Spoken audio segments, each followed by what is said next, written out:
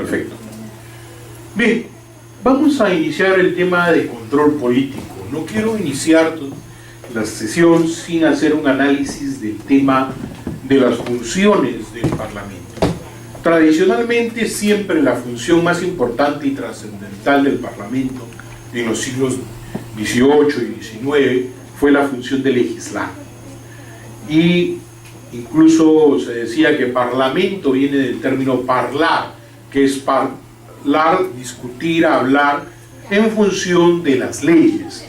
Pero con el devenir histórico, esta función ha ido decayendo y los parlamentos en el mundo, en general no solamente el parlamento peruano, todos los parlamentos en el mundo, lamentablemente, tenemos que decir así, ha devenido esta función de legislar en ser la menor función.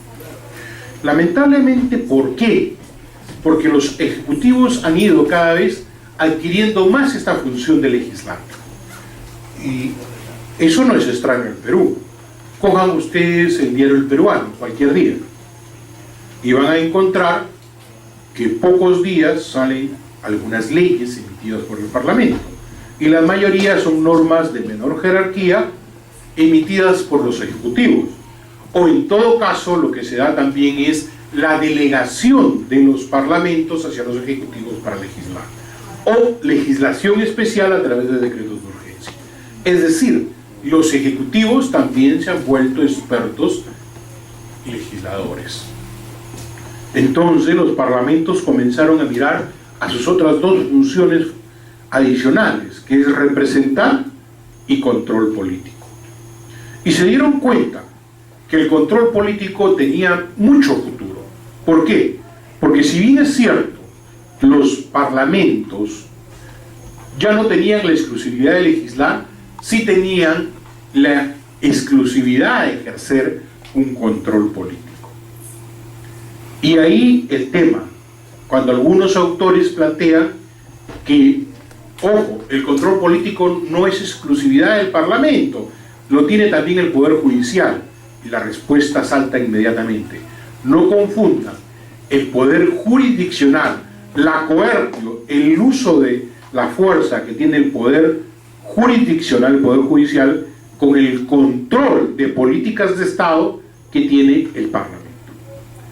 Con este preludio, con este antecedente, podemos decir que en el siglo XX y el XXI, que es el siglo en el que estamos desarrollándonos nosotros, los parlamentos en el mundo tienen en el control político su nueva función que los debe volver a la vida, que los debe poner nuevamente en la palestra y adicionalmente debe convertirlos en el check and balance, como dicen los americanos, es decir, en el elemento que dé el balance de poderes entre el ejecutivo y el legislativo. Pero para entender el control político nosotros debemos ir a sus orígenes. ¿Cómo ha evolucionado el control político? ¿Cómo es que se origina? Y el control político siempre estuvo con el origen del Parlamento. Se puede decir que incluso es la función que nace con los parlamentos, antes incluso de legislar. ¿Por qué? Porque lo que buscaban era que los señores, los reyes, no tuvieran tanto poder. Buscaban un mecanismo que controlara este poder del Ejecutivo. Y es así donde nace en el año de 1258 lo que se conoce como las provisiones de Oxford. Las provisiones de Oxford, que no fueron otra cosa que un grupo de varones liderado por Simón V de Montfort, conde de Leicester, que trataron fundamentalmente en Inglaterra de ponerle al rey Enrique III de Inglaterra una cierta restricción. ¿Y cómo se le iba a poner esa restricción? A través de un consejo de 15 miembros. ¿Y cuáles serían esas funciones de 15 miembros? Básicamente, supervisar el nombramiento ministerial. Podríamos decir que incluso es el antecedente de lo que hoy conocemos como investidura. Otra cosa, se encargaría de ver el tema de la administración y la custodia de los palacios reales. El Parlamento también debería reunirse 3 veces al año y monitorear el funcionamiento de este Consejo. Es decir, esto le permitiría que el rey no tuviera ya una decisión sin tener un mecanismo de control, siempre.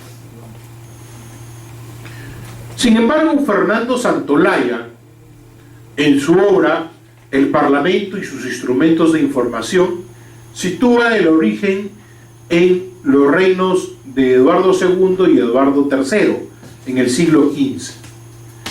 Al señalar qué cosa, dice, los parlamentos necesitaban crear algunas comisiones. Y al crear esas comisiones parlamentarias, le dieron a algunas comisiones parlamentarias la función de controlar al rey, algunas funciones del rey que se permitían.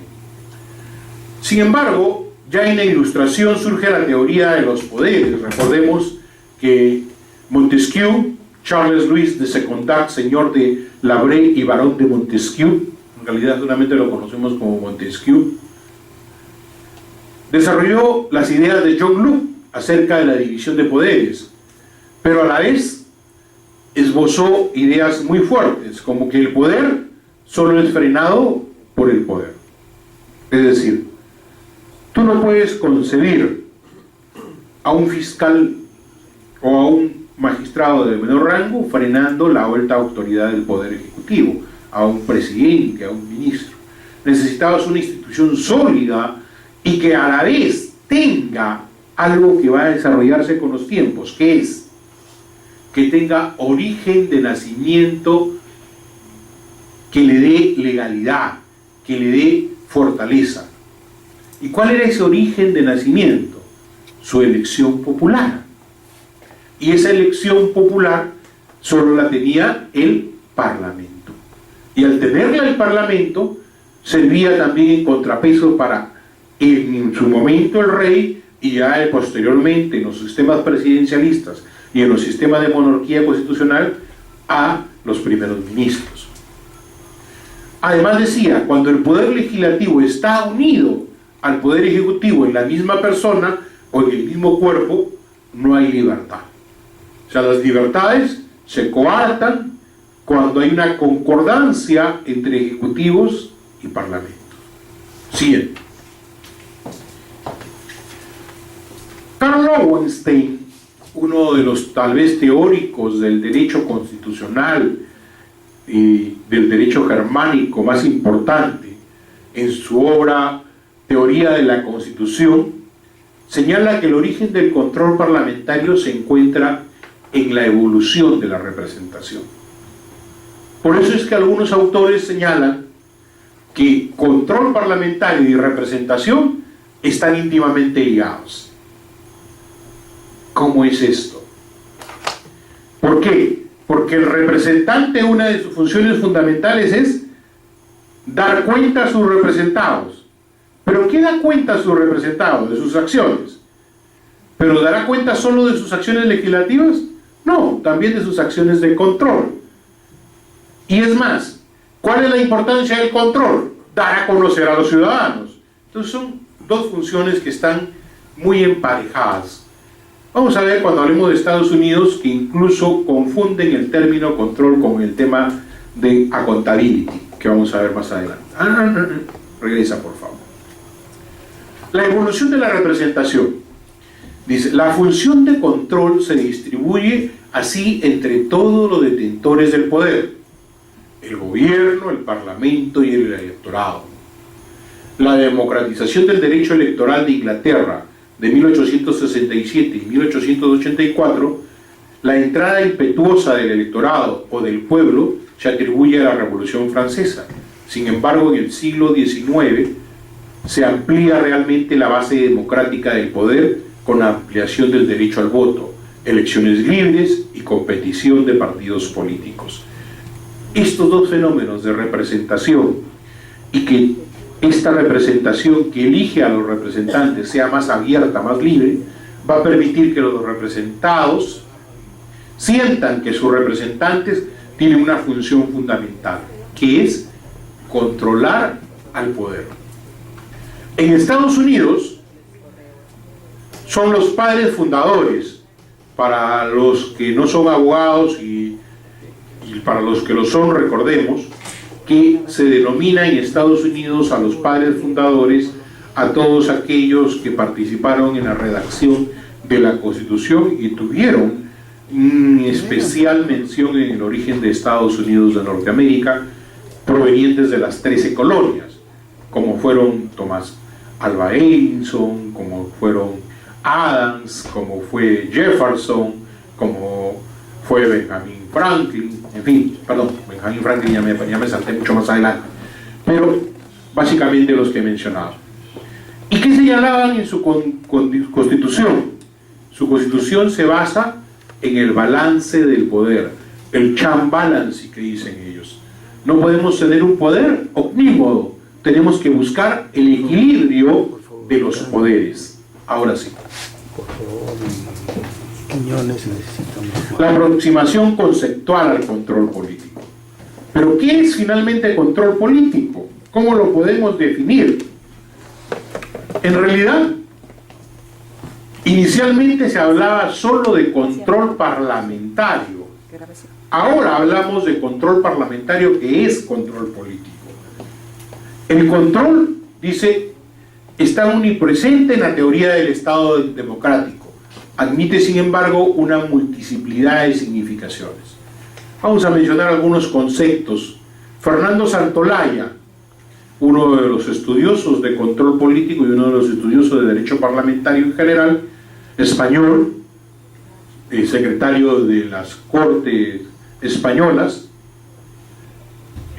señala que el control parlamentario constituye una actividad que puede consistir en la verificación de que si se han respetado los valores o principios protegidos y en la adopción de medidas sancionadoras o correctivas en caso contrario. Dos conceptos que para Fernando Santolaya es básico en el control. Lo primero, verificar si se han respetado los valores y principios. ¿Valores y principios de qué? De la Constitución, que es la madre de leyes. Recordemos que actualmente vivimos un Estado constitucional de derecho. ¿Por qué se le llama Estado constitucional de derecho? ¿Alguien recuerda? Porque es la Constitución la que rige todo el orden jurídico de un Estado. Antes que se decía que se diría solo un Estado de derecho, ahora se habla de un Estado constitucional de derecho. Y es en la Constitución donde están principalmente los valores y los principios que protege esa nación. Y hay que verificar si se está cumpliendo con ello. Pero fundamentalmente Fernando Santolaya pone otro enfoque, que es la posición que él siempre va a defender: medidas sancionadoras o correctivas. Hermanito, por favor. Montero Gilbert y García Murillo dicen: el control parlamentario responde a una idea simple y práctica. Los elegidos por el pueblo deben vigilar la dirección escogida por la política del Estado, a fin de mantenerla en la línea de lo que corresponde a lo querido por la voluntad nacional. Es decir, Montero Gilbert va más allá del tema simple de buscar una sanción, sino Montero Gilbert va al tema de políticas de Estado. ¿Elegimos a alguien? Bueno, elegirán en otros países, porque en el Perú es medio peculiar. Elegimos a alguien no por su cara bonita, elegimos a alguien por lo que propone, por lo que expone y plantea que va a ser el Estado, es decir, una determinada política de gobierno. Muy bien, entonces, ¿qué dice Montero Gilbert? Que los elegidos por el pueblo deben mantener esa política. ¿Y quién debe controlar que esa política se cumpla? el Parlamento. Siguiente. Podemos señalar que el control parlamentario es toda actividad formal e informal. ¿Por qué formal e informal? Aquí dos cosas que quiero resaltar.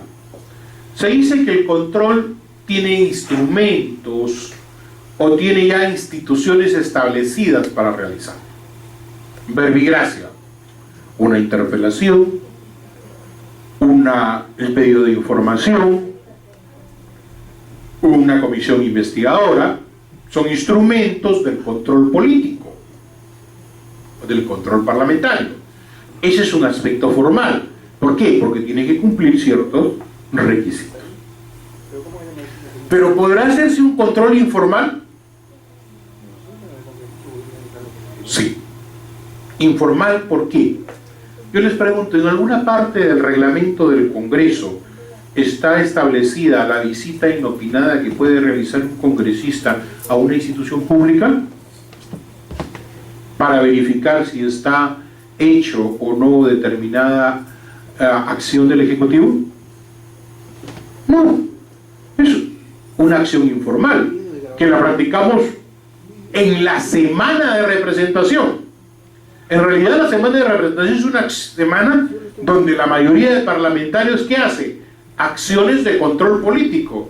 ¿Por qué programa los parlamentarios en su semana de control político? De representación, perdón.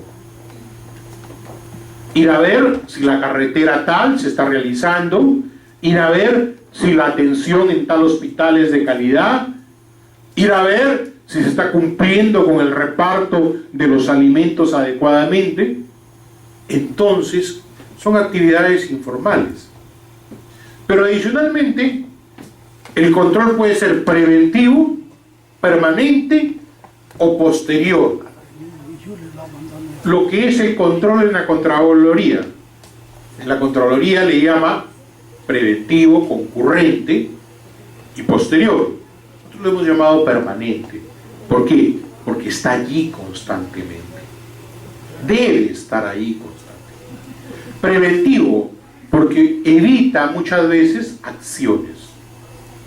Y muchas veces con las acciones de control político los ejecutivos retroceden y ya no hacen determinadas acciones y cambian la decisión que habían planteado.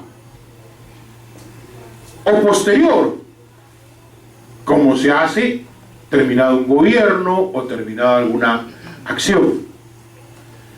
A través de diversos mecanismos se destina a fiscalizar la acción del gobierno.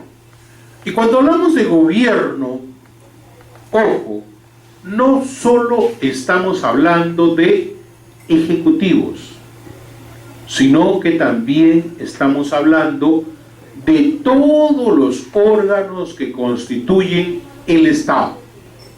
Todos, sin excepción. Llámese hasta el Tribunal Constitucional. ¿Quiénes pueden enjuiciar a los miembros del Tribunal Constitucional? Solo el Parlamento. A los miembros del Consejo Nacional de la Magistratura, que nombra a los jueces, Parlamento. A los mismos vocales supremos del Poder Judicial, Parlamento, a través de una acusación constitucional. A los miembros del Ministerio Público, a los miembros de los gobiernos regionales y locales. Solo que cuando se hizo el diseño o la modificación del artículo constitucional 190 y tanto, si no me equivoco, de la Constitución respecto a los gobiernos regionales y locales, nos olvidamos de poner el aspecto coercitivo mandatorio para el control sobre ellos. Por eso es que contra los gobiernos regionales y locales básicamente solo podemos hacerlo a través de comisiones investigadoras, porque a una comisión simple, si quiere va, si quiere no va, manda 20.000 excusas, como mandaba el presidente del gobierno regional de Ancash. Entonces, entendamos que no solamente es el Ejecutivo, son todos los niveles de gobierno y son todos los organismos constitucionales establecidos. Lleve o no aparejada la posibilidad de sanción o de exigencia de responsabilidad política inmediata. Potestad de comprobar, revisar, examinar, autorizar, vigilar y hasta censurar las políticas, las acciones y conductas reñidas con la Constitución y el orden social constituido. El control parlamentario de la función intrínseca de los parlamentos modernos. Y tiene como fundamento básico la separación de poderes, los contrapesos que deben existir entre el legislativo y ejecutivo. Así podemos redondear ya la idea de control político. Siguiente. Ahora bien, en el tema de control siempre va a haber el tema de mayorías y minorías. Ustedes saben que los parlamentos se originan básicamente que a la hora de las elecciones se originen mayorías y minorías. Lo curioso de esto es que a veces las minorías no necesariamente pueden ser contrarias a los ejecutivos. Puede que a veces las minorías representen a los ejecutivos y las mayorías representen a la oposición o viceversa. Por eso que tenemos que tener mucho cuidado cuando hablamos de mayorías y minorías. Básicamente el término mayoría está ligado a representar a los ejecutivos y minorías a la oposición. Pero vuelvo a reiterar, no siempre es así. Les pongo un ejemplo para que lo entiendan. Después de las elecciones del 90, Fujimori y su agrupación era el partido de gobierno, pero con minoría en el Parlamento. Las mayorías constituían las oposiciones. Posterior a la Constitución del 93 y su elección del nuevo Parlamento, Fujimori tenía amplia mayoría en su Parlamento. Entonces, no necesariamente están ligados, pero lo tradicional es que la mayoría siempre apoye. ¿Y cómo se construyen estas mayorías? El gobierno, es decir, los ejecutivos suelen tener la dirección de la mayoría parlamentaria que lo sustenta. La mayoría parlamentaria buscan los ejecutivos, sea por sus propios partidos o por alianzas. Y esto no solamente es acá en el Perú, es mucho más peculiar todavía de verse en los sistemas parlamentaristas. ¿Cuál es la diferencia entre un sistema presidencialista y un sistema parlamentarista? ¿Alguien me puede decir? ¿Alguien recuerda? ¿Alguien ha estudiado? En el sistema presidencialista el pueblo elige directamente a el presidente, al jefe del Ejecutivo. En el sistema parlamentarista es el Parlamento el que elige al jefe del Ejecutivo. Cuando los parlamentos son los que eligen a los jefes del Ejecutivo, los parlamentos, ahí sí, la mayoría, hay una identidad con los ejecutivos. ¿Por qué? Porque una minoría jamás va a poner jefe del Ejecutivo. Tiene que haber mayoría en los parlamentos. Y la mayoría en los parlamentos se ha ido dando básicamente construyéndose alianzas. Por ejemplo, hubo un momento en el que PSOE gobernaba España, pero no tenía absolutamente la mayoría. Para tener la mayoría, ¿qué hizo? Se apalió con los partidos verdes.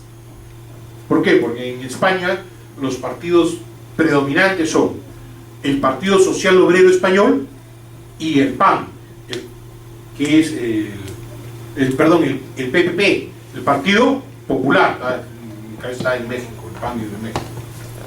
El Partido Popular, el PP, Partido Popular. Pero hay otros partidos. Hay un partido de izquierda, hay los partidos verdes, e incluso hay el Partido Vasco, que son separatistas, pero se eligen como Partido Vasco. Entonces, ¿qué pasa? ¿Qué es lo que tuvo que hacer el PSOE? Aliarse con los partidos verdes, para juntos se hacían mayoría y ponían un representante. Y pusieron al último líder del PSOE, que fue Rodríguez Zapatero. Después cae Rodríguez Zapatero y bueno, está Rajoy, que es el actual jefe de gobierno, elegido en el Parlamento.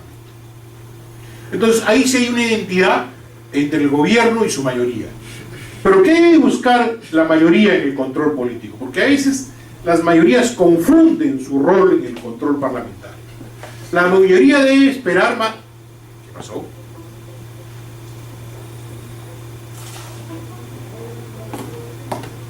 Ahí está. La mayoría lo que busca es el apoyo público de la acción de gobierno. ¿Y en qué se convierte la mayoría en el Parlamento? En el gran cajón de rimbombancia, en fundamentalmente el que hace los bombos y platillos. Este gobierno es lo mejor, hemos hecho tal cosa, hemos levantado tal cosa. Es decir, es un ente publicitario de las acciones de gobierno. Asimismo, normalmente la acción de la mayoría asumirá más bien un fondo de precisiones y consultas en privado del gobierno.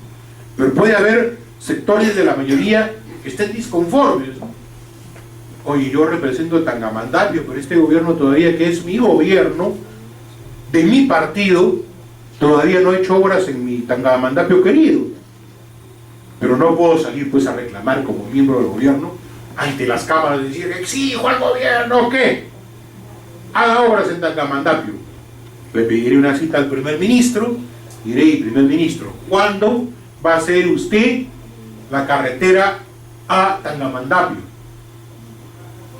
Entonces mis consultas serán en privado, no será hacia afuera. Esto es muy importante porque a veces esto hace caer a los gobiernos. El papel de la mayoría no es impedir el control, sino evitar que llegue a sus últimas consecuencias negativas. Es una frase clara que debemos tenerla bien presente. Cuando un gobierno se obstina en evitar investigaciones, le hace más daño que hacer las investigaciones. ¿Por qué? Porque ante la opinión pública le hace ver que algo oculta, que algo esconde. Entonces, ¿qué es lo que se busca? Que se haga la investigación, pero evitar que se haga daño a los ejecutivos. Eso es lo que debe buscar la mayoría. Que las consecuencias de una comisión investigadora, por ejemplo, no llegue a establecer sanciones o responsabilidades, o no llegue a críticas que afecten al gobierno. Pero evitar que se constituyan comisiones o cumpla su función de control del Parlamento, le hace daño. ¿Y cuál será el objeto de la minoría? ¿Cuál será la función de las minorías? Será que se acerquen lo más posible a sus posiciones, en tanto que la mayoría se preocupará fundamentalmente de que el gobierno cumpla el programa sobre cuya base obtuvo la confianza. Aquí hay otro tema. Los doctrinarios, ya lo dije en la sesión de representación, justifican que se puede haber un giro o un cambio de el programa que planteaste para ser electo y el programa que ejecutes cuando ya eres gobierno. ¿Y cómo lo justifica? Lo justifica de la siguiente manera, dicen los doctrinarios. Muchas veces las medidas que deseaste implementar no las puedes implementar porque no conocías la real capacidad o defecto del Estado al momento de plantear esos temas. Solo cuando estás dentro del Estado te das cuenta de cuál es tu verdadera capacidad económica, tu verdadera capacidad política, tu verdadera dimensión de lo que has propuesto y si puedes o no realizar. Los críticos a esta posición dicen, es una posición muy cómoda porque origina la irresponsabilidad de los políticos al plantear cualquier cosa sabiendo que al final, con decir no era lo que pensaba, no encontré lo que yo deseaba encontrar, no voy a cumplir con mi plan de gobierno. La decisión finalmente la va a tener el electorado, el supremo juez. Siguiente. El control y mayoría parlamentaria. La proyección del control. La mayoría no le interesa que las críticas del gobierno o que las discrepancias por su actuación trasciendan públicamente. Es decir, que mientras más rápido salga de titulares, mientras más rápido dejen de hablar en la prensa de alguna crítica al gobierno, mucho mejor. Por eso es que algunos dicen, un escándalo trapa otro escándalo. Evita los escándalos del gobierno, crea un escándalo, lo que hoy está de moda, ¿no? Del Cristo que llora, de la Virgen que llora, para evitar el escándalo. Pues no le interesan las críticas al gobierno o las discrepancias con su actuación trasciendan públicamente. Todo calladito nomás ahí. ¿Y a las minorías qué le interesará? A las minorías sí, le busca la difusión, hacer ver que no se cumple con las promesas y que las acciones de gobierno no benefician al país y, de ser el caso, poner ante los ojos de la opinión pública información de los actos de corrupción. A la minoría le encantará, mientras más rimbombanza tenga, mientras más escándalo pueda hacer, mejor. Por eso que no debemos alarmarnos, porque ese es el juego de la política, es el juego del Parlamento. Ahora, el tema está cuando somos irresponsables también en la crítica. Muchas veces pretendemos, en base a este principio, ser irresponsables y hacer críticas por hacerlas. Pero vamos a ver más adelante que ese tipo de críticas también perjudican. ¿Por qué? Porque cuando el crítico no es serio, el público, el elector, el ciudadano, también se da cuenta. Porque el ciudadano no es ningún mentecato. Entonces, ¿qué origina? Que el ciudadano diga, ¿quién está hablando? Fulano de tal. Ah, ya. Ese habla nomás. ¿Quién está hablando? Fulano. Ah, no, ese pata sí debe tener pruebas. Ese pata habla con fundamento. La gente lo escucha. Pero cuando hay uno ahí que hace escándalo hasta por que hubo truenos y relámpagos en una noche de lluvia, y de eso lo acusa al gobierno, entonces pierde credibilidad ante la opinión. Aragón Reyes dice, las minorías deben tener garantizado el derecho a la libre crítica, aunque ésta sea destructiva. Dice Reyes Aragón, el español. Ahora, ¿cómo son las votaciones de las minorías y las minorías? Y aquí un tema fundamental. ¿Por qué? Porque cuando somos mayorías nos alegramos y decimos, ja, ja, ja, le ganamos la votación. Y la minoría dirá, uy, me ganaron la votación. Pero no es así. En el Parlamento, perder votaciones por las minorías es lo cotidiano. Saben las minorías, por eso son minorías, que van a perder la votación. Entonces, ¿por qué se arriesgan sabiendo que van a perder la votación? ¿Por qué creen ustedes? Porque esa no es su finalidad. Su finalidad no es ganar la votación. Su finalidad es desgastar la imagen del gobierno ante los ciudadanos. Ese es el juego del control. Que la oposición pierda sistemáticamente las votaciones parlamentarias no es preocupante. Lo grave sería que las ganaran. Eso sería lo grave. ¿Por qué? Porque crean inestabilidad gubernamental. ¿Entienden? Siguiente. Naturaleza del control parlamentario. Hay varias, hasta 3 grandes corrientes, pero básicamente podemos resumirlas en 2. La doctrina clásica y la doctrina moderna. La doctrina clásica, llamada del control jurídico o de naturaleza jurídica, y la doctrina moderna, denominada del control político, de ahí surge el término ya control político. La doctrina clásica, ya les había presentado Fernando Santolaya, doctrina española.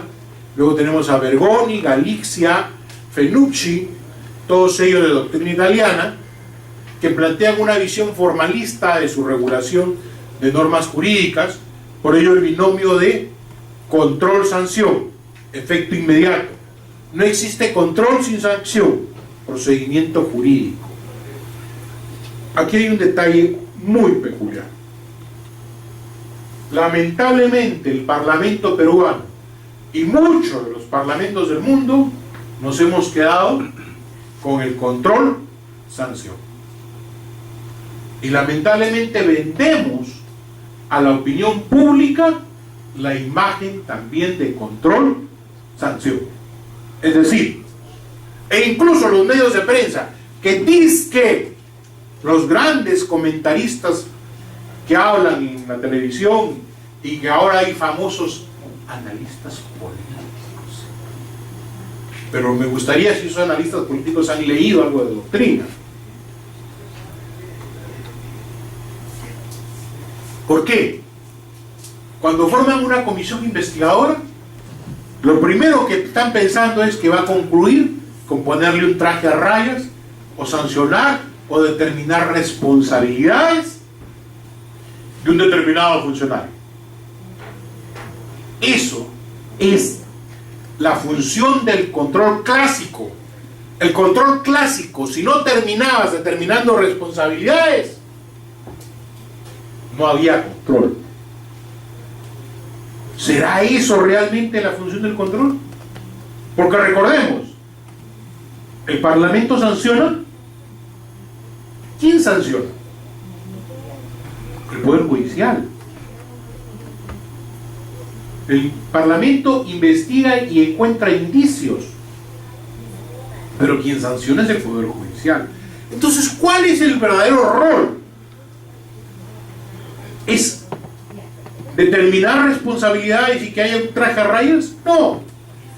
Como dice Aragón Reyes, Rubio Llorente, Álvaro Gutiérrez, Garronera, los efectos no serán directos, sino efectos indirectos, a lo que le denominan responsabilidad política difusa. Montero Guiber y García Murillo le denominan responsabilidad política difusa a la responsabilidad sin manifestaciones parlamentarias ni institucionales, pero susceptibles de debilitar e incluso derribar al gobierno, aun cuando no se formalice jurídicamente. ¿Cómo es esto? Oye, ¿ya no es necesario que haya una sanción? No, porque el control no busca la sanción inmediata, dicen los modernos teóricos del control. Lo que busca el control es sancionar posteriormente. ¿Y quién sanciona posteriormente? El Supremo Juez. ¿Y quién es el Supremo Juez? El elector. ¿Quién será que al final sancione las responsabilidades o no a través de su voto? Por eso se llama una responsabilidad no inmediata, sino mediata, posterior. Manuel Aragón dice: el control parlamentario es un fenómeno de naturaleza política. susceptible de análisis jurídico como cualquier otra realidad material, pero con eficacia política. Aquí viene un término que ha servido y que de alguna manera ha orientado todo el derecho parlamentario constitucional en los últimos años. Es decir, Manuel Aragón dice, ojo, mucho cuidado. Si bien es cierto, los parlamentos son entes políticos, no deben olvidar también que son entes jurídicos y que vivimos en un Estado constitucional de derecho. Por consiguiente, es susceptible las conductas de análisis jurídico, a pesar que tenga eficacia política. Por eso que este servidor concluye diciendo que el control parlamentario no puede ser solo político, debe garantizar los derechos constitucionales. Como ya lo ha señalado, las sentencias diversas del Tribunal Constitucional, basada la sentencia del Tribunal Constitucional en sentencias de la Corte Interamericana.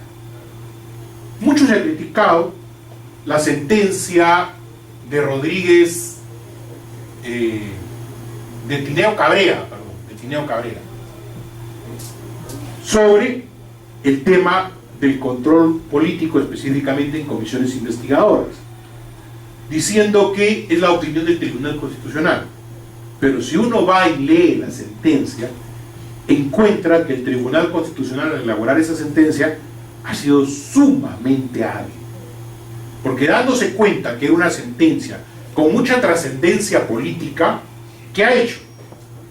No ha hablado por su boca, sino ha hablado por la boca de las sentencias que ha emitido ya la Corte Interamericana. Entonces, ¿qué ha dicho? Por ejemplo, se debe respetar el debido proceso. Esto ya lo ha reconocido la Corte Interamericana en la sentencia tal, en tal país. Para evitar que después digan que hubo un tema de parcialización. Simplemente se ha dedicado a recoger sentencias anteriores. Por eso es que colegimos que si el control parlamentario es un control político, este control político debe hacerse siempre cuidando los derechos constitucionales. ¿Correcto? Muy bien, siguiente. ¿Cuáles son los mecanismos o procedimientos del control del Congreso peruano? En el caso nuestro, los mecanismos de control son muy diversos. Tenemos desde la investidura al Consejo de Ministros, la interpelación, el voto de censura, la acusación constitucional o antejuicio político. Seguimos denominándolo así, a pesar de que hay todo un análisis jurídico que vamos a ver en esa parte. Comisiones y subcomisiones de investigación, la Comisión de Fiscalización peruana también, que es una creación nuestra, la revisión de los actos legislativos del Ejecutivo, el control del presupuesto, pedidos de información, invitación a informar y estación de preguntas. Siguiente. Los otros son los mecanismos. Pero ¿cuáles son los instrumentos de los cuales se valen esos mecanismos? El Parlamento peruano ha instrumentalizado los mecanismos de control parlamentario a través de pedidos de información, interpelaciones, mociones y comisiones investigadoras. El gran problema del Parlamento peruano es que los pedidos de información, su legislación al respecto, debe revisarse y mejorarse. Es pésima la redacción del reglamento peruano sobre los pedidos de información. Las interpelaciones, estamos de acuerdo a la doctrina moderna y hay un procedimiento que me parece adecuado. Las mociones son de diversos tipos e incluso las comisiones investigadoras nacen con una moción. Pero las comisiones investigadoras también requieren de toda una revisión por el Parlamento peruano, como lo veremos más adelante. Pero hay algo fundamental que no debemos olvidar. El control parlamentario es en su propia naturaleza un control de oportunidad, por ser un órgano político. ¿Y por qué decimos que es un control de oportunidad? Toda noticia, y esto para los amigos que son prensa, lo saben muy bien, tiene su inicio, es como una ola, tiene su máximo de esplendor y luego va decayendo y se pierde en el mar tranquilo. ¿Qué pasa? El control político debe hacerse cuando se inicia la ola, buscar llegar a resultados cuando está la ola en plena efervescencia, porque si no, esta decae, y cuando terminamos sacando nuestros informes, ya a nadie le interesan, o lo que es más curioso. Por eso hago el ejemplo de la ola, porque el mar no tiene una sola ola, tiene varias olas. Cuando cae esa ola, detrás de esa que viene otra ola. Entonces ya no será importante esa ola, sino la nueva ola. Entonces nosotros podremos seguir planteando, por ejemplo, revisar la página 11, y la gente me mirará y muchos ni siquiera sabrán qué es la página 11. Es una ola ya perdida, que ya pasó en los años. En la época de Belaúnde, correcto. Pero ¿habrá una comisión investigadora para investigar esos hechos ahora? ¿O las adquisiciones militares de la época de Juan Velasco Alvarado? Habrá un joven por ahí que pregunte, ¿quién fue Velasco Alvarado? Que ni siquiera lo conoció. ¿Cuál es la ola de ahorita? Vean los titulares de los periódicos en cualquier kiosco. Esa es la ola. ¿Y qué pasa si en esa ola que está ahorita decimos comisión investigadora para investigar en un plazo no menor de un año? ¿Irá a ser eficiente ese control político? De aquí a un año, pues, cuando termine la investigación, preguntará a la gente, oye, ¿quién es Martín Locio? ¿Quién es? Ya pasó. Por eso es control de oportunidad. Allí, calentito, como dicen en mi tierra, el aguadito se come calientito. Y en mi tierra dicen, ¿cómo te gusta el aguadito cuando te gusta estar en el chisme, ¿no? Por eso dicen que el aguadito tiene que comerse calientito. Es esto, en su oportunidad. Siguiente. Comencemos a ver estas instituciones. La investidura del presidente del Consejo de Ministros. Esta es una institución parlamentaria de las de más viejo historial que tiene. ¿Por qué? Porque no olvidemos que los parlamentos nacen en Europa y nacen en Europa insular, fundamentalmente. Saben que Europa se le divide en dos, ¿no? Europa peninsular, toda la península, insular a los que están arriba, que es Inglaterra, fundamentalmente. En Inglaterra, en la Europa insular, es donde se originan los parlamentos en Inglaterra. El parlamento es el que nombra al jefe de gobierno. Entonces viene el tema de crear una ceremonia, un evento especial que le denominan ellos investidura. La investidura es el hecho por el cual el gobierno ha de contar con la confianza del Parlamento, representante de la soberanía popular. Su poder deviene de su elección por sufragio universal. Sobre esta legitimidad del sistema parlamentario y el principio de separación de poderes. esta es una institución propia del sistema parlamentario que ha sufrido algunas mutaciones y ha ingresado a los sistemas presidencialistas, como en el caso del Perú. Ahí está, por ejemplo, el intercambio de gobierno entre Rodríguez Zapatero y Rajoy, Mariano Rajoy. Y miren lo curioso, en el derecho constitucional hablamos de mutaciones. Y esto es bien curioso, porque ahora estoy en la Comisión de Ciencia y Tecnología y estoy analizando las mutaciones de los transgénicos. También en biología tienen mutaciones y en derecho constitucional. ¿Pero qué significa mutar? El mutar no significa otra cosa que cambiar. Cambiar para mal o cambiar para mejor. Los dos tipos de mutaciones hay. Los seres humanos hemos ido mutando a través de nuestra historia de vida. El color de la piel fue una mutación de los seres humanos. El tamaño de los ojos fue una mutación de los seres humanos. Por eso se explican a los japoneses, a los chinos, por cómo caen los rayos solares a cualquier ojón, como diríamos previamente, a los ojos normales, origina muchos problemas visuales por la forma como caen los rayos solares en esa zona. Entonces, ¿cómo mutó el ser humano? Alargar los ojos. En África, la intensidad del calor y todo eso hizo que el color de la piel se volviera oscuro.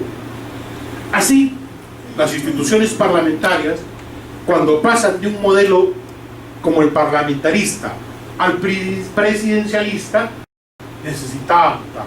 No podía venir esa institución idéntica acá. Tenía que haber modificaciones, cambios. Siguiente.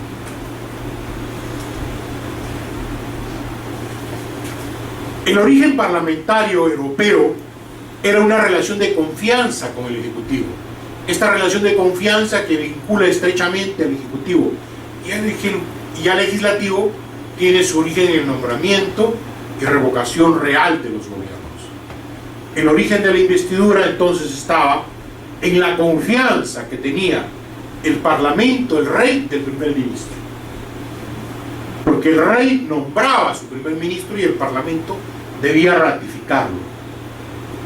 Esto fue evolucionando hasta sacar la figura del rey.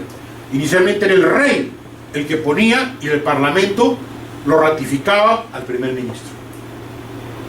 Ese es el origen parlamentario europeo, porque no olvidemos que el sistema parlamentarista es un sistema en el cual el rey reina pero no gobierna.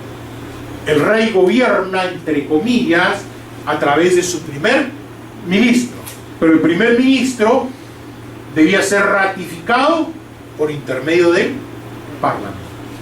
Esto es en sus inicios, pero con la evolución sacaron al rey y el rey se queda en una figura decorativa, porque ya ni siquiera nombra al primer ministro, es el Parlamento mismo el que nombra al primer ministro. Siguiente. Con él se afianza la soberanía popular y finalmente del sufragio universal el Parlamento prima, debiendo gozar el Ejecutivo exclusivamente de la confianza de la Cámara, hacer el monarca en los tiempos modernos una figura que reina pero no gobierna. Y esto es muy peculiar, ¿no? Porque los pocos reinados que existen en el mundo están en crisis. España ha cambiado a su rey porque éste ha abrogado a favor de su hijo. Y la pregunta siempre de los españoles es si es que su hijo realmente hará sobrevivir la dinastía española. El tema está en que España está en una dura crisis y aún todavía no sale de esa crisis y no tienen la preocupación de ver la figura, más se preocupan del tema económico que del tema político. Pero tengan la seguridad que en algún momento va a salir el tema, porque el respeto del ciudadano español hacia el rey Juan Carlos era fundamentalmente porque éste defendió la democracia y porque éste fue el que originó el periodo de transición de la salida de una dura dictadura que tuvo España, que fue la dictadura de Franco. Lo que pasa es que los peruanos aprendemos lo que queremos y lo que nos conviene no lo aprendemos. En España hubo una dictadura terrible, que fue la dictadura de Franco, que hubo una guerra civil prácticamente interna camuflada contra Franco. Pero después de la caída de Franco, se reúnen todos los dirigentes políticos, sobre todo los opositores, y deciden crear la monarquía y le devuelven a Juan Carlos. En ese caso, el joven Juan Carlos, el reinado. Pero lo más curioso de esto es que las fuerzas políticas se ponen de acuerdo y firman el famoso Pacto de la Moncloa. Los invito a buscar en internet y colocar el Pacto de la Moncloa, de algo que no se atreven a hablar en la Católica. ¿Cuál es? Un pacto que permitió a España no seguir desangrándose. Y dijeron, vamos a ver la historia de aquí hacia adelante. No vamos a juzgar hacia atrás. Muchos dicen, oye, eso sería los defensores, algunos acérrimos, porque Felipe no opinó. Mentira, Felipe González fue uno de los que firmó el Pacto de la Moncloa y que le permitió gobernar y sacar de la crisis a España en esa época. En el Perú somos al revés. Y lo más curioso es que los vencedores terminan juzgados y los derrotados en los jueces de los vencedores. Ese es el Perú. Solo eso pasa en mi país. En el siglo XVIII el jefe de gabinete comienza a salir de la esfera del rey para situarse en la parlamentaria, lo hemos mencionado. En Francia se inicia la monarquía constitucional en 1814, continúa nombrando y instituyendo ministros, pero con límites del poder. En 1830 ya, con los Orleans, se inaugura el llamado parlamentarismo limitado, en el cual el gobierno goza del doble confianza del rey y de las cámaras. Es con la Tercera República, Francia, que se inaugura la responsabilidad ministerial ante el Parlamento. Se afianza así el control parlamentario sobre los gobiernos. Siguiente.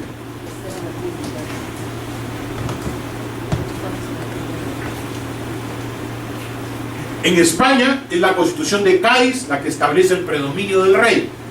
Nombra y da confianza al Poder Ejecutivo. El Estatuto de 1834 se inicia la vía consuetudinaria, la práctica de mociones de censura. Por lo tanto, el gobierno necesita de la confianza del Parlamento para mantenerse. Durante el siglo XIX se seguirá manteniendo como necesidad la confianza del rey. En 1978 su constitución cambia el depositario del poder, convirtiendo la confianza del monarca en simbólica y dividiendo el Parlamento en poder real. Es la Constitución española que sale de la dictadura de Franco. Siguiente. En nuestro país, ¿cómo se origina esta investidura? La investidura en el Perú evoluciona en el proceso de desarrollo constitucional y en general en toda Latinoamérica, adoptando la forma de gobiernos presidencial, tomando la experiencia de la Constitución de Estados Unidos de 1789. Sin embargo, en nuestra evolución se fueron sumando instituciones de la forma del gobierno parlamentarista. O sea, no solamente la investidura la hemos tomado del sistema parlamentarista, hemos tomado la figura del ministro de Estado y del refrendo ministerial de la Constitución de Cádiz de 1856, la famosa PEPA le llaman a la Constitución de Cádiz, la creación del Consejo de Ministros, Constitución de 1856, el reconocimiento de las funciones del presidente del Consejo de Ministros, Constitución de 1933, de la responsabilidad política de los ministros mediante el Instituto de la Interpelación y la Censura en 1860, La exposición programática del presidente del Consejo de Ministros ante el Congreso aparece ya en la Constitución de 1933. La invitación para informar, Constitución de 1979. La estación de preguntas, esta Constitución de 1993. La cuestión de confianza en la función ministerial, Constitución de 1993. La investidura parlamentaria en la política general de gobierno, Constitución de 1993. Un detalle aquí. La Constitución del 93 va a traer el tema de la investidura y la política general de gobierno mejor diseñada, dicen los historiadores y los constitucionalistas, porque estaba un poco entremezclada entre lo que establecía la Constitución del 33 y lo que constituía la Constitución del 79. Va a ser ya un mejor diseño constitucional el que va a tener en la Constitución del 93. Y vamos a ver por qué. Siguiente.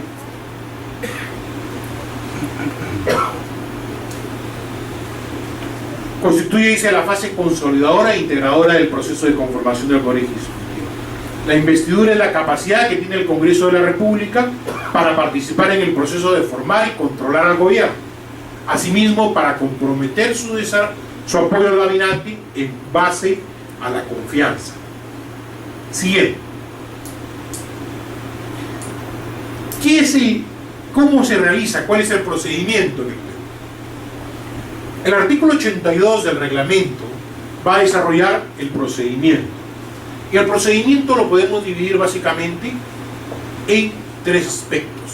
Aquí viene el primer ministro. Viene a exponer la política general del gobierno, en concordancia con el mensaje dado por el presidente de la República en su sesión de ascenso y en los discursos del 28 de julio. Esto es muy importante. ¿Por qué? Porque se dice que también viene a debatir la política general del gobierno. Y aquí hay un tema muy peculiar. ¿Por qué? En el sistema parlamentario podría decirse sí que el presidente del Consejo de Ministros viene a debatir la política general del gobierno. Porque es él el que va y el que plantea esa política general del gobierno. Pero en realidad, ¿quién plantea la política general de gobierno en los sistemas parlamentaristas? ¿Quién plantea la política general de gobierno en los sistemas parlamentaristas? El presidente. Tal es así que se reconoce, porque dice que expone la política general de gobierno en concordancia con el mensaje de la nación brindado por el presidente de la República en el discurso del 28 de julio. Perdón, ¿es la política general de gobierno del sistema parlamentarista o presidencialista? Ah, ya. En el sistema presidencial. Es el presidente. Es el presidente. Y el presidente diseña la política general de un gobierno investido de poder por la elección popular. Lo que pasa es que ejecuta esa política general de gobierno el ministro. Y si el ministro ejecuta, ¿por qué el Parlamento debería debatir de la política general de gobierno? Cuestionar la política que finalmente es potestad del presidente y no del ministro. Por un tema sencillo. Porque el Parlamento no puede discutir a alguien que tiene elección popular, pero sí puede discutirle a alguien que tiene poder delegado de esa elección popular. Porque el primer ministro es un poder delegado. Porque el poder no nace de él, nace del presidente que le delega poder. ¿Entiendes? Pero sobre todo va por el tercer aspecto, porque debate las principales medidas que requiere la institución. Es decir, esta es la política de gobierno, pero para llegar a esta política de gobierno necesito hacer A, B, C. ¿Cómo hago esas A, B, C? ¿Quién decide y quién plantea qué se va a hacer? Es el primer ministro. Y sobre eso sí el Parlamento puede decir. Y el Parlamento después lo va a llamar y le va a decir, a ver, tú viniste hace 4 o 6 meses y me dijiste que ibas a hacer A, B, C para lograr este globo. Han pasado 6 meses y no has hecho ni A, ni B, ni C. ¿Qué pasó? Hay un cuestionamiento. ¿O sabes qué? Tú me planteas el A, B, C para hacer ese globo y yo, Parlamento, te digo, oye, un momentito, yo también he sido gobierno y con ese A, B, C no vas a llegar a ese globo. Vas a llegar a una llanta, pero no al globo. Así que corrige eso, porque ese no es el camino para llegar al globo. Así es una pregunta. Sí, profesor, pero bajo ese mismo, digamos, cuestionamiento, la Constitución y el reglamento prevén, como usted bien señaló, otros mecanismos de control político que podría, desde el Parlamento, ponerle un freno a las personas que en algún momento están asumiendo la titularidad de un sector, en este caso el liderato, que podría ser una moción de interpelación o en su momento una moción de censura. Y lo digo porque, como usted bien indicó, todo gobierno democrático se hace gobierno a través del voto de confianza del pueblo mediante un sufragio popular, ¿no? Entonces, si el Parlamento representa al pueblo, ¿por qué, yo me pregunto, tendría que haber una investidura ministerial, un voto de confianza, si es que pues, es al gobierno y no al premier ese voto de confianza, y el gobierno, como repito, se ha hecho gobierno ya con el voto del sufragio, ¿no? Entonces, es algo que yo me cuestiono si usted tiene a bien poderme dar la respuesta. Sí, es realmente el problema de haber adoptado un modelo de un sistema parlamentarista. Porque en el sistema parlamentarista a quien se está presentando es recién al que se le va a investir de poder. Aquí ya es un poder delegado el que está viniendo. Pero adicionalmente a eso, ¿por qué? Porque hay dos cosas acá. Expone política general de gobierno, debate esa política general de gobierno, pero además debate las principales medidas. Entonces el Parlamento, donde debe enfocarse, no solo es en la política de gobierno.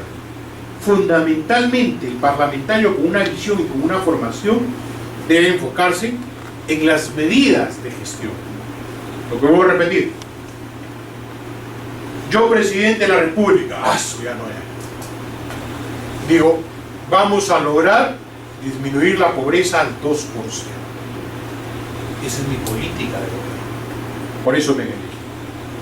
Entonces elijo a Juan Pérez, mi primer ministro, y Juan Pérez viene y dice: en concordancia con la política de gobierno de lograr disminuir la pobreza al 2%, mis acciones de gobierno como primer ministro van a ser disminuir el IGB, crear un guaguaguasi en cada esquina y repartir pan y manzanas, como en alguna época lo hicieron en Argentina, en las calles.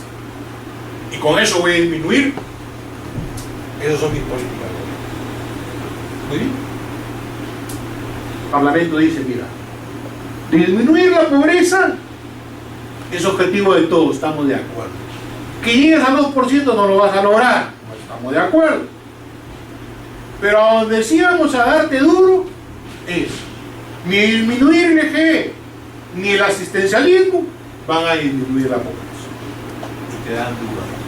Y por eso no te vamos a dar la confianza. Ah, y hay un ingrediente más que no lo menciona la Constitución, pero que sí se da. ¿Cuál es? Que además, cuando te va a dar el voto al Parlamento, no solo ve eso, sino ve en quién es quien representa al primer ministro. Resulta que José Chirinos, que ha sido nombrado primer ministro, tiene 10 juicios por peculado, Adicionalmente, tiene 20 hijos, tiene 20 juicios por alimentos. Entonces, y sus hijos que los tiene abandonados están mendigando en la calle. Me presentan: oiga, usted no puede atender a sus hijos y va a atender la pobreza. Entonces, adicionalmente también viene un tema que no se señala en la Constitución, no lo señala el reglamento, pero que es la imagen o la persona en sí en quien se deposita el poder. Y lo más curioso de la investidura es esto: que terminada la exposición debo pedir el voto de confianza. Y el voto de confianza no es solamente para el primer ministro, sino para todo el gabinete. Yo puedo ser un pésimo primer ministro y mis ministros son unas eminencias, pero mi suerte la van a seguir los demás. Siguiente.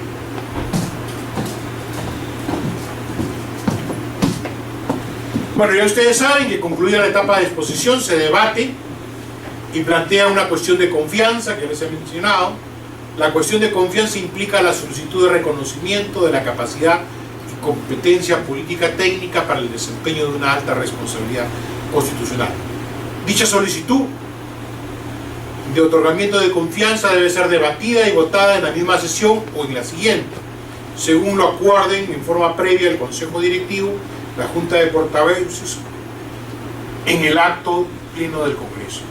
El resultado de la votación es comunicado inmediatamente al Presidente de la República. En caso de que el Congreso vote favorable, se produce ipso facto el acto de investidura. El Pleno del Congreso podría negar su confianza al Consejo de Ministros. En este caso, el Presidente de la República se encuentra en la obligación inmediata de aceptar la renuncia de sus integrantes. Aquí vienen dos temas. Veamos el más sencillo que siempre lo planteo. ¿Qué es lo que dicen los constitucionalistas? José Chirinos es censurado y con él su gabinete, donde están mis dos amigos. Bueno, ya me voy, yo ya no tengo nada que hacer, me voy y censurado. Pero la señorita emperatriz puede volver a ser ministra de la mujer en un nuevo gabinete, ¿sí o no? No se ha puesto de acuerdo la doctrina. Algunos doctrinarios dicen que la sanción fue al primer ministro y es una sanción intuito personal, es decir, directamente a la persona. Una interpretación extensiva dice: no, un momentito. Si fuera intuito personal, es decir, a la persona del primer ministro, solamente al cargo del primer ministro, solo él debería caer, pero cae con todos los ministros. Por consiguiente, todos los demás ministros también han sido censurados. Y como han sido censurados todos, ya no pueden tampoco ser ministros. ¿Cuándo solucionaremos esta intríngulis? Cuando se dé el caso. Hasta ahora solo es un debate de doctrinarios y teóricos. Otro tema, que en algún momento lo conversé, porque este curso siempre lo dicto, y que se dio, ya se dio, que en el Parlamento no todo es rojo y negro, no todo es blanco y negro, no todo es a favor o en contra. El parlamentario tiene una opción intermedia, que es el ámbar. Y el tema es: ¿qué significa el ámbar? Que no estoy de acuerdo, no estoy a favor tampoco. Entonces, ¿qué estoy? Alguien dijo en un chiste por ahí: estoy peruano, porque el peruano es así, ¿no? Ni chicha ni limonada. Como diría José Ingeniero, ¿no? Pero el tema es ese, que no estaba claro en el reglamento del Congreso, no en la Constitución, porque finalmente la votación se consolida de acuerdo al reglamento del Congreso. Pero ni el reglamento del Congreso señala en algún lugar el tema de votación ámbar. Es un acuerdo que siempre se ha dado en este tipo de votaciones y que de alguna manera un acuerdo de la Comisión de Constitución aprobado en el Pleno señalaba que cuando el ámbar supere a la mayoría o a la minoría, no hay acuerdo y que debía haber una nueva votación. El tema está en que en ese momento se discutió todo, pero es como todo en el Perú y como todo en el mundo. Hubo la cresta de la ola, era la oportunidad para modificar el reglamento del Congreso y hacer una precisión que en el caso de las investiduras y en el caso de censuras y en caso de interpelaciones solo podrán votar por uno u otro.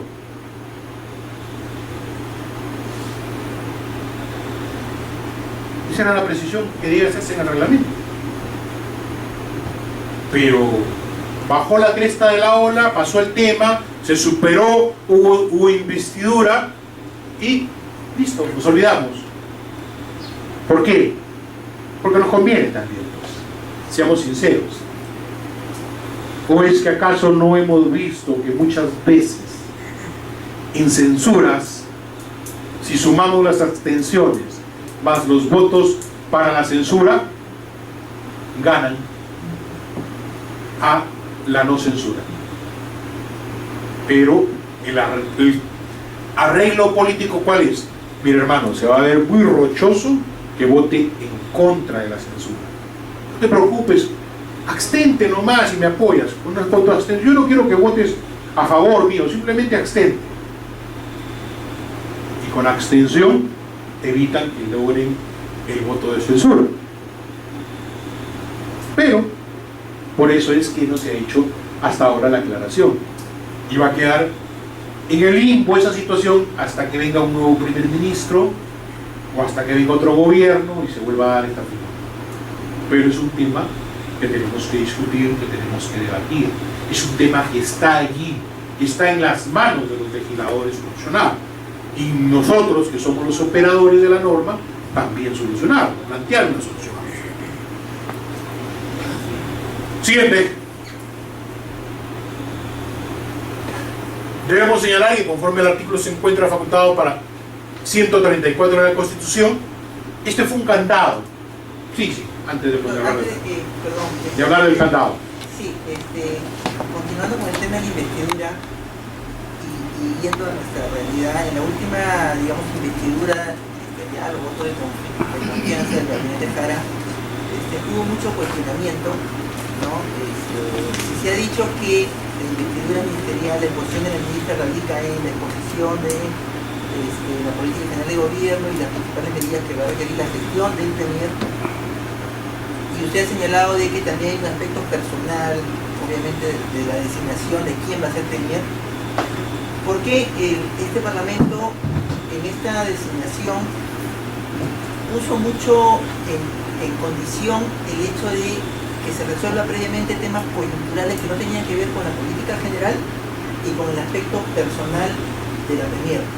Muy por el contrario, era prácticamente unánime de los 130 congresistas que señalaban que Ana Jara sí tenía las condiciones como para llevar una gestión exitosa en la presidencia del Consejo de Ministros. ¿Por qué hubieron temas coyunturales y prácticamente condicionaron el voto a favor, ¿no? Que se resuelva previamente estas situaciones? Tres cosas ahí. Lo primero, no olvidemos que el derecho político es un derecho de oportunidad. Y que tú tienes oportunidad para hacerte escuchar cuando el problema está allí. Y no solamente es en el Parlamento peruano, es en todos los parlamentos del mundo. En la democracia más sólida del planeta, que es la democracia norteamericana, se dio 4 años venía debatiendo la unificación de los servicios de inteligencia en Estados Unidos y no pasaba.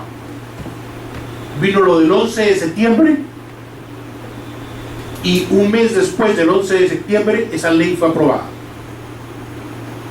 Eso es lo que conocen en gestión pública como ventana de oportunidades. Es típico del Congreso, la negociación política. ¿Tú quieres mi voto? Yo no quiero que me des a mí 10 millones para mi cuenta. Yo quiero que a mi pueblo que está esperando su carretera la hagas. Yo soy médico, represento al gremio médico, solucioname la huelga médica y yo te apoyo. Es ventana de oportunidades. Es la oportunidad que tiene la minoría de negociar. ¿Entiendes? Es propio de labor de la política. Lamentablemente tenemos comentaristas de televisión que no han leído nada y que les parece mal eso. Yo les pregunto, entonces ¿para qué existen los parlamentos si no es para la negociación de fuerzas? Es eso. Entonces, bajo ese concepto, va a ser imposible que el voto de admisión en un momento se dé la oportunidad para quitarlo. Va a ser muy difícil, pero en todo caso, si no podemos quitarlo, tenemos que crear algún mecanismo. ¿Por qué? Porque no puede ser per seculum seculorum. Recordemos que se había votado 3 veces, se votó. Y podíamos seguir votando al infinito. Entonces, perfecto, no podemos eliminar la abstención, pero sí podríamos poner, si en una tercera votación no hay acuerdo, se tendrá por denegada. Hay 1000 maneras de buscar opciones, pero tenemos que sentarnos. El problema es que llegó la cresta, subió la cresta, terminó la sesión de investidura, todo el mundo dijo, tenemos que hacer algo por esto.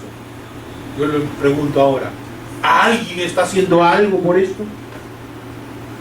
Creo que soy el único mojicano hablando de este tema ahorita. Pero ¿qué pasa? El tema es que la realidad es la que prima y que la obliga a los constitucionalistas a pensar. Así, la Constitución del 33 no tenía ese artículo, no tenía esa potestad, y te podías tumbar los ministros que quisieras.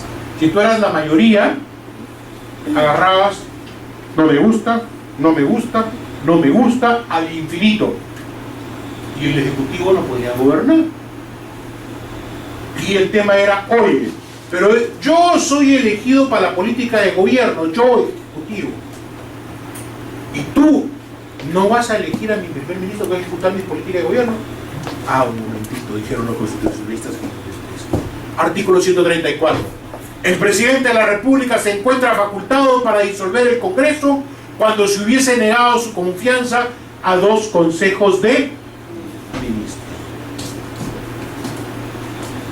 ¿Por qué? Porque le están negando la confianza no al presidente del Consejo de Ministros, le están negando la confianza a mi política de gobierno, a mí, que yo he sido elegido por el pueblo. Pero, oye, está bien, cierro el Parlamento, pero debe inmediatamente convocar a elecciones, y ahí viene el tema. Por eso es que algunos no quieren llegar, ni el Parlamento ni los ejecutivos quieren llegar a ese extremo. ¿Por qué? Porque si el Parlamento tiene los votos para censurar, dice, oye, me voy a ir. No, hay que tener mucho cuidado con eso. Y el Ejecutivo dice, oye, ya no voy a sacar la misma cantidad de parlamentarios que tuve antes, así que mucho tino, mejor juguemos, mejor negociemos. ¿Qué quieres que te doy? Ese es el juego de la política. Es evidente que ante la incompatibilidad manifiesta entre las concepciones y posiciones políticas del Ejecutivo y el Legislativo, se hace necesario zanjar dichas diferencias a través de la convocatoria de elecciones para formar un nuevo Congreso, el cual completará el periodo parlamentario del disuelto. En algunos países se ha dado. ¿Y qué pasa? El nuevo parlamento que viene, como le va a pasar a Obama ahorita a mitad de mandato, es totalmente opuesto en mayoría a lo que yo pienso. Entonces, ¿qué va a pasar ahí? ¿Nos vamos a mirar como enemigos? No, porque en la política no hay enemigos, hay adversarios políticos, no enemigos. ¿Por qué? Porque al enemigo se le elimina, al adversario político se le derrota. Cuando pensamos como militares o como pensamos en un estado de guerra donde que hay que eliminar al enemigo, tenemos problemas, porque en política no es eliminación, porque en la política es como un carrusel.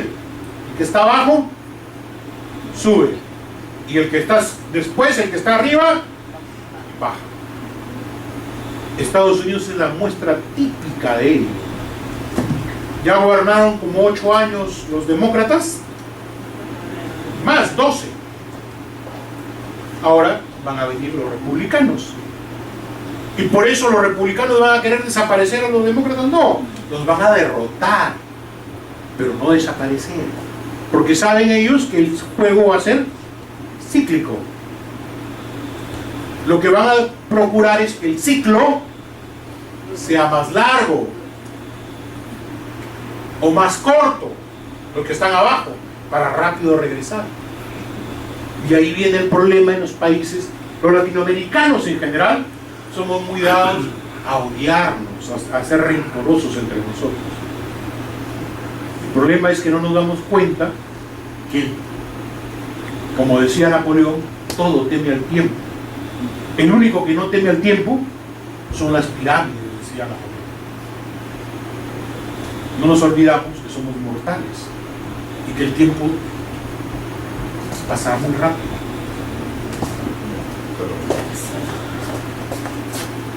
Siguiente. Investiduras, ahí he puesto algunas de los últimos años. Bueno, ya hay muchas más después de eso. Siguiente. Bueno, hasta esa época que hice este cuadro había uno, ahora hay 5, creo 6. Siguiente. ¿Cómo sale publicado en el peruano? Las normas de investidura. Siguiente. ¿Cómo se encabeza en el diario Los Debates? El día de la sesión, los congresistas que asistieron, todo. ¿Alguno de ustedes ahí se ha dado el trabajo de alguna vez leer el diario Los Debates? Lindo como hablan nuestros congresistas en el diario Los Debates. ¿Lo han revisado o no? Les invito a revisar. ¿Por qué? Porque para eso tenemos pues la oficina que se encarga de corregir, redactar y hacer bonito el discurso sin quitar el sentido de lo que dijeron. Siguiente. El tema de la interpelación y la censura. Interpelación y censura son hermanas siamesas. Si saben que son siamesas, ¿no? En mi tierra había un historiador, un escritor que se llamaba Alfredo Núñez. Tenía una obrita, Los hombres que parecen sombras. Y hablaba ahí de una siamés, ¿no? El siamés es dos seres humanos unidos por alguna parte del cuerpo. Algunos están unidos por el tronco, otros por las cabezas, otros por los coxis, hay otros que están espalda con espalda, y otros que simplemente en un solo cuerpo tienen dos cabezas, pero son siameses. Así fue la interpelación y la censura. Eran hermanas siamesas, así nacieron, juntas, ligadas. La cirugía constitucional, los altos cirujanos del derecho constitucional las han dividido. Y ahora tenemos la interpelación por un lado y la censura por otro lado. Pero inicialmente nacieron así, como hermanitas juntas. Friedrich dice una herramienta profesional y que se usa, y en esa medida se diferencia claramente de las preguntas por una vocación de resonancia o de significación pública mayor a las preguntas que se les hacen a los presidentes, a los ministros. Karl Lowenstein dice: el derecho de disolución del Parlamento y la censura del gobierno están juntos como el pistón y el cilindro de una máquina. Su respectivo potencial hace funcionar las ruedas del mecanismo parlamentario. Esto es, que la interpelación se configura como el contrapeso de la facultad que tiene el gobierno de disolver la Cámara. Un mecanismo tan revolucionario no puede tener su origen sino en la Revolución Francesa de 1789. Se trata pues de un instrumento propio del parlamentarismo continental, que sin embargo no fue constitucionalizado en Francia sino hasta 1946. Es decir, se hizo en la práctica en el Parlamento napoleónico fundamentalmente, pero no era constitucional. Después fue constitucional. Siguiente. La figura va a desaparecer bajo el gobierno de Napoleón III y se volvió a restablecer en 1869, siendo una figura de enorme utilización durante la Tercera y la Cuarta República, dando lugar en gran parte a las situaciones frecuentes de inestabilidad gubernamental que caracterizaron dichos periodos de la historia de Francia. El parlamentarismo francés de la Quinta República impone una drástica reducción de la práctica interpelante, hasta el punto de que la interpelación, a pesar de aparecer en los reglamentos de las asambleas nacionales, es prácticamente una figura muerta en la vida parlamentaria de aquel país. Los mecanismos han sido sustituidos por las denominadas preguntas con debate, que en ningún caso dan lugar a ninguna votación. Además, en el reglamento actual, la presentación de una interpelación debe acompañarse de una moción de censura que requiere el apoyo de la 10ª parte de los miembros de la Cámara. O sea, una figura que en Francia tuvo mucha trascendencia, pero que, dado a la crisis que está ligada interpelación-censura, ahí nomás inmediato, originó prácticamente que la figura se desgastara muy rápidamente. Siguiente. Ya hemos dicho que sufrió una modificación y en su proceso de racionalización parlamentaria, iniciado después de la Primera Guerra Mundial, con aras de conseguir una mayor estabilidad de los ejecutivos, ha conllevado la progresiva desconexión entre la interpelación y la moción, resultante de la misma, así como se han introducido numerosos límites al planteamiento de las interpelaciones. Así, originariamente la interpelación era un derecho del parlamentario, mientras que en la actualidad, y aunque sigue reconociéndose este derecho, se exige normalmente el apoyo bien del grupo parlamentario o bien de un determinado número de firmas parlamentarias. Es decir, miren, en sus orígenes la interpelación, un parlamentario cualquiera podía pedir la interpelación, uno solo. Ahora se exige que un grupo parlamentario, un determinado número de firmas, establece nuestro reglamento, debe tener como mínimo para admitirse. Siguiente. No.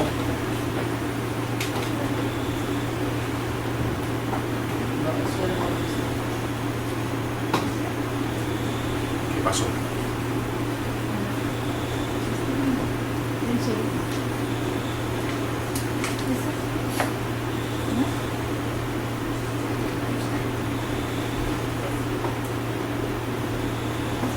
Ya, ahora sí. Surge la admisibilidad. ¿Qué es la admisibilidad? Antes, en una sola sesión, por eso es que se creó tanta crisis, y eran hermanitas, simesas. El que le planteaba la interpelación sabía que se iba, se presentaba, e inmediatamente pues, era la votación de la censura. Entonces, vamos siendo racionales, dijeron los parlamentaristas y también los constitucionalistas. Primero veamos el juicio de admisibilidad de las interpelaciones. Acto de calificación de las mismas por parte del rector de la Cámara. En algunos sistemas es el pleno de la Cámara el que lleva a cabo esta votación previa que le... Por favor, ¿me apoyan? Ya regreso. Bastó que levantaran la mirada para que regresara.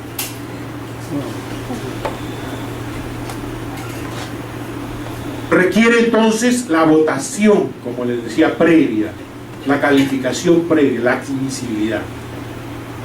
Por último viene ya el debate generado por la interpelación. Ha sido objeto de numerosas limitaciones para evitar que el mismo tenga una excesiva resonancia.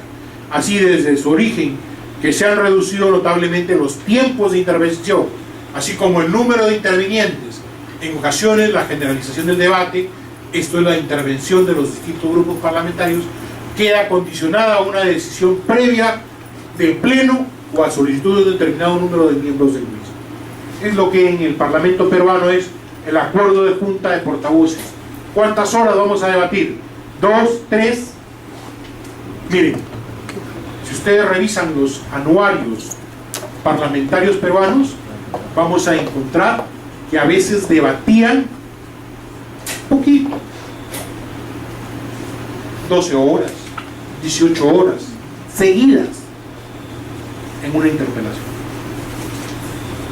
Entonces fue necesario establecer límites. Siguiente. La interpelación ligada a la censura, ya lo hemos dicho, que ha sido necesario irla separando en la evolución del derecho parlamentario, lo pueden leer ustedes ahí, no hay más que señalar. Siguiente. En el Perú, la interpelación y la censura se remontan a las constituciones del 60, 1860, 1920, 1933, 1939, 1993. La interpelación requiere ahora de un pliego interpelatorio, es decir, de un paquete de preguntas previamente establecidas que se van a correr traslado, aprobada la interpelación, a el ministro o el primer ministro, para que éste venga ya preparado y responda una por una cada una de las preguntas preparadas en el pliego interpelatorio. He ahí el detalle, que aún no se ha establecido un límite a las preguntas. Hay interpelaciones de 4 preguntas, de 3 preguntas, como hay interpelaciones de 40 preguntas. La pregunta, valga la redundancia, ¿es funcional traer a un ministro con tantas preguntas? No es funcional. Lo que pasa es que es parte también de las negociaciones de las minorías. ¿Por qué? Porque las minorías dicen, oye, ¿qué te parece si censuramos al gabinete de Pepe Botella? Perfecto. Oye, pero yo voy a hacer mis preguntas, ¿ah?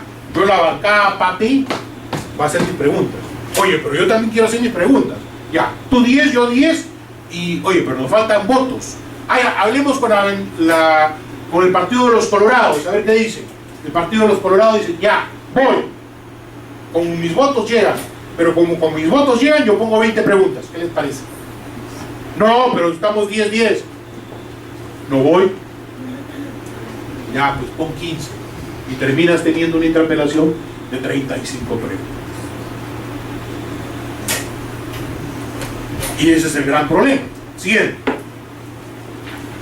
La censura. La censura no se realiza inmediatamente. Ese fue un tema también que se originó. Los doctrinarios dijeron de que se necesitaba un periodo de enfriamiento, por no decir así, un periodo donde los parlamentarios salieran del debate no eufóricamente, sino pudieran reflexionar. Se le llamó periodo de enfriamiento doctrinariamente. Ese periodo de enfriamiento significaba que después de presentada la censura había un plazo para la votación.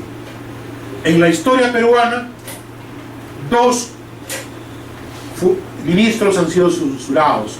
En la historia reciente, Enrique Ross Lynch en la Constitución de 1979 y Fernando Rospigliosi en la Constitución de 1993. Y muy al estilo Rospigliosi, esta foto fue tomada al día siguiente de que fue censurado. Con su sonrisa irónica, mostraba ahí en su periódico, donde con 8 votos de Perú Posible y El Fin tumban a Rospigliosi. ¿Por qué?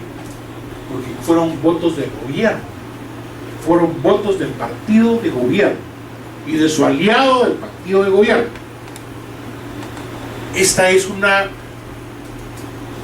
lección política, no solo para él, para todo aquel que quiera leer lo que fue la interpelación de Rospigliosi en el Perú.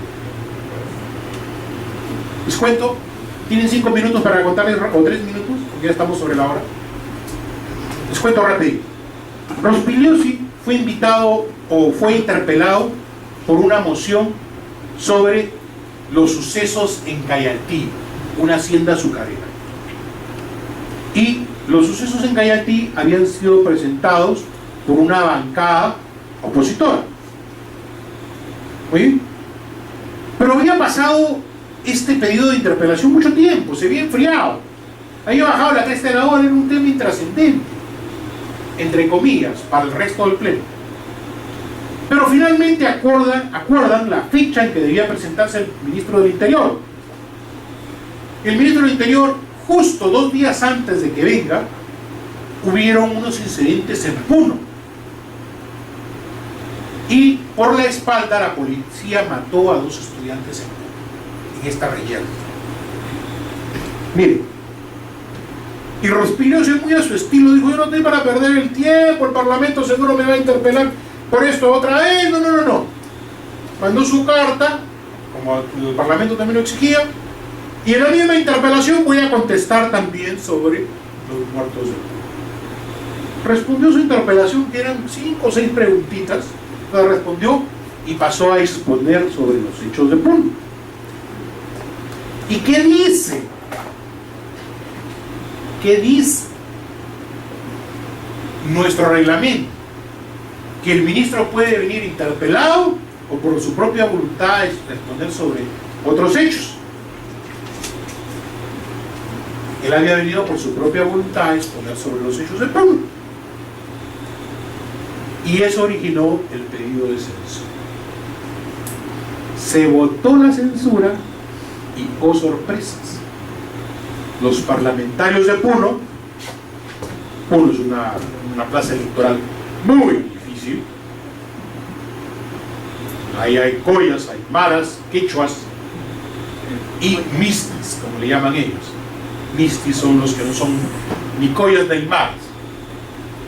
Y tuvieron que votar y votaron por la censura. Y eso fue el resultado. Es muy interesante leer todo para poder entender cómo se van originando esos votos. Le trataron, mucho depende de la personalidad del ministro, más fue por su personalidad de arrogancia frente al Parlamento, que logró que vinieran todas las fuerzas de oposición. Cierto. Bueno, ahí están los pasos, eso lo pueden leer en el reglamento, estamos sobre la hora, la fijación de las fechas, todo ello, eso está claramente repetido en el reglamento, no les estoy dando nada nuevo. La censura, las fechas, ya les he dicho, sigue por favor, sigue. Y quiero concluir siempre con la frase de Giovanni Sartori, para los que no lo conocen, el gran politólogo, derecho constitucional, vivo aún. El Parlamento es indispensable no solo por lo que hace, sino por lo que hace hacer o impide hacer a los gobernantes. Por el solo hecho de existir, un Parlamento condiciona el poder. Esa es la importancia del Parlamento. Cuando alguien les diga